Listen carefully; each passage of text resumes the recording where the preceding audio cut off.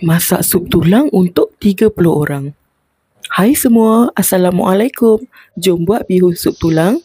Lepas tu Kak Ini nak share resepi sambal kicap yang sedap dan mudah. Mesti ramai yang nak buat open house.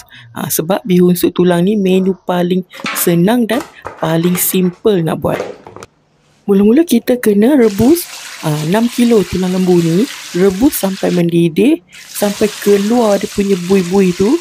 Lepas tu kita akan tukar air. Kita buang air yang rebusan yang pertama ni dan kita tukar air baru.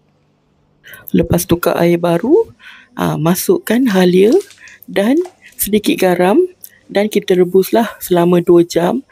Periuk tu kena make sure bertutup. Kemudian kita rebus api perlahan saja. Bila kita guna api perlahan dan periuk bertutup, daging akan cepat lembut dan lebih sedap.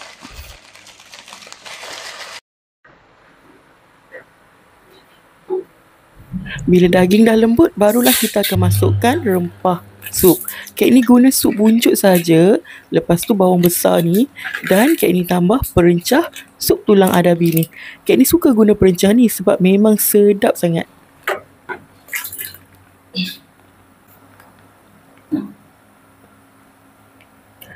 Itulah bahan untuk sup tulang. Simple dan tak susah mana pun kan. Bila kita dah masukkan rempah ni, kita kena renih lagi sup tulang ni lebih kurang dalam 40 minit untuk kita nak masak rempah tu biar rempah tu kembang dan meresap masuk dalam kuah. Barulah sedap.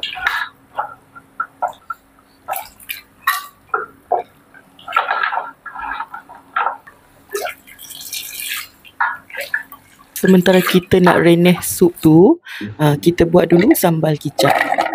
Sambal kicap pun senang je. Cili padi merah, cili padi hijau, bawang putih, kicap dan bawang goreng. Blend saja bahan-bahan ni sampai halus. Cuma kalau nak lebih sedap, guna bawang goreng yang jenis original bawang punya. Tak ada campur dengan tepung. Jangan beli bawang goreng yang murah-murah dekat supermarket tu. Beli bawang goreng yang homemade atau buat sendiri bawang tu.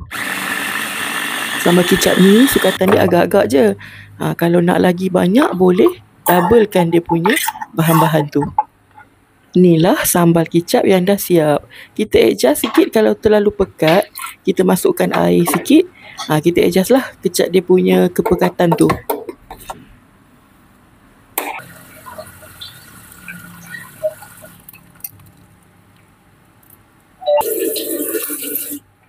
Untuk bahan sampingan, Kak Ini sempat ambil gambar goreng tahu je. Bahan lain tu ada nanti Kak Ini tunjuk masa nak hidangkan. Okey, sup pun dah masak, dah mendidih selama 40 minit. Dah betul-betul berasa dia punya rempah tu. Dan bolehlah masukkan garam secukup rasa. So dah siaplah kita punya sup tulang.